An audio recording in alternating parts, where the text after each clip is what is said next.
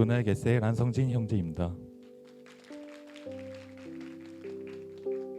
저는 지금까지 살아오며 누군가 종교를 가지고 있냐는 질문에는 입으로는 하나님을 믿는다라고 말하였지만 언제나 이 말을 할 때마다 양심의 가책이 들었습니다.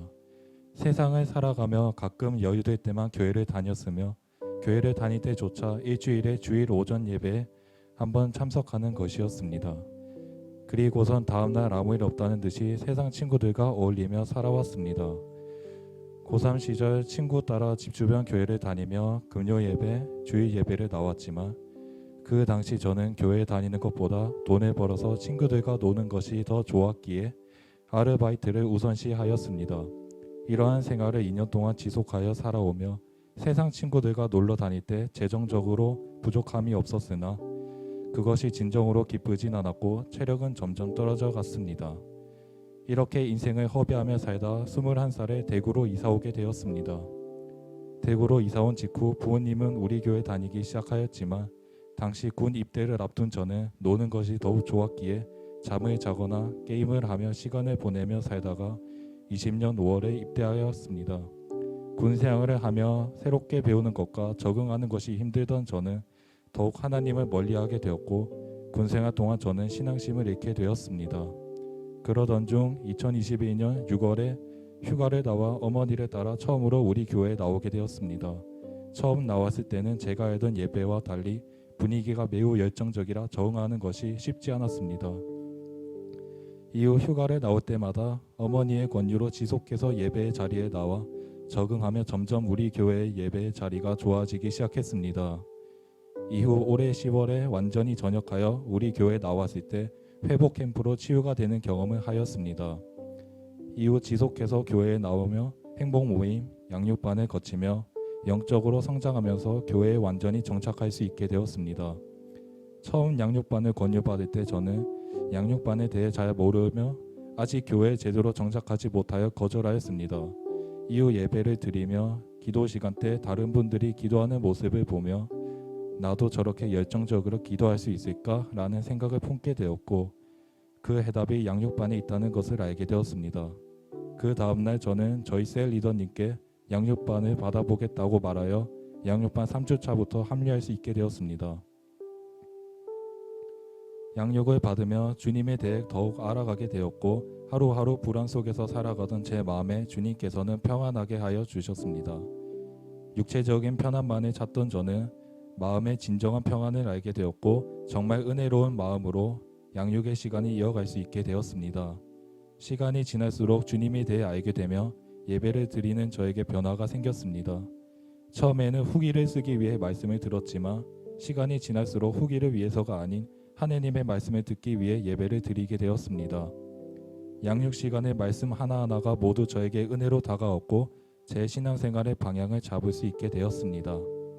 과거에는 신앙생활을 하며 저는 기도에 대한 중요성을 신경 쓰지 않고 있었습니다.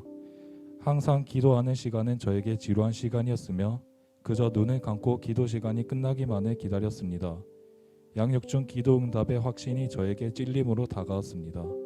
기도는 하나님과 교제하는 시간이라는 말씀을 들으며 기도의 중요성을 깨닫고 저에게 시련이 다가올 때마다 기도하며 다른 분들을 위해 기도할 때도 진심으로 기도할 수 있게 되었습니다. 이 외에 다른 말씀들을 들으면서도 많은 깨달음을 얻으며 제 삶의 많은 부분이 변화해 되어 갔습니다. 이번 양육반의 시작으로 앞으로 사역과 전도를 하는 동안 기초를 잃지 않으며 하나님께로 나아가겠습니다. 양육을 받는 중 저에게 작은 시련이 다가왔을 때 좌절하지 않고 주님을 의지하며 더욱 절실히 기도하여 돌파하는 변화된 저 자신을 느낄 수 있었습니다. 이러한 과정 속 하나님을 깊게 의지해 보고 싶다라는 제 기도의 응답이 이루어졌습니다.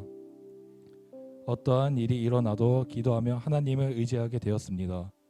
양육반을 끝마치고 며칠이 지난 후에 2022년 FD팀에 합류할 수 있게 되었습니다. 평소 예배 시간 때 새 가족의 FD 사역을 하는 걸 자주 봐왔기에 이 정도면 나도 할 수 있는 사역이 아닐까라는 생각을 품게 되었습니다. 하지만 이러한 생각은 사역을 배우면 배울수록 바뀌어져 갔습니다.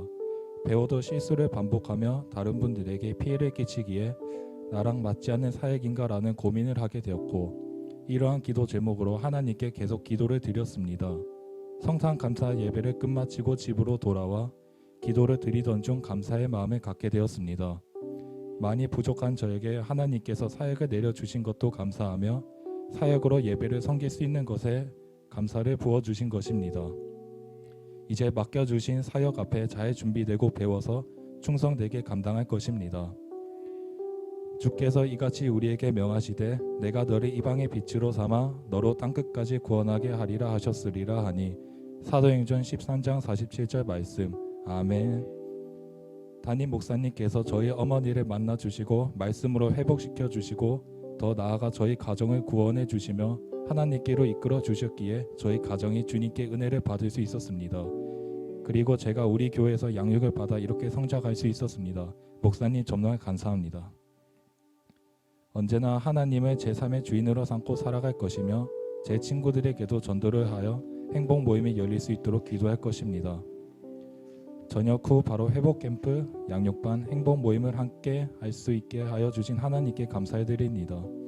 제 삶의 주인 되어 주셔서 계속해서 저를 변화시켜 주시고 하나님께 감사드리며 모든 영광 주님께 드립니다.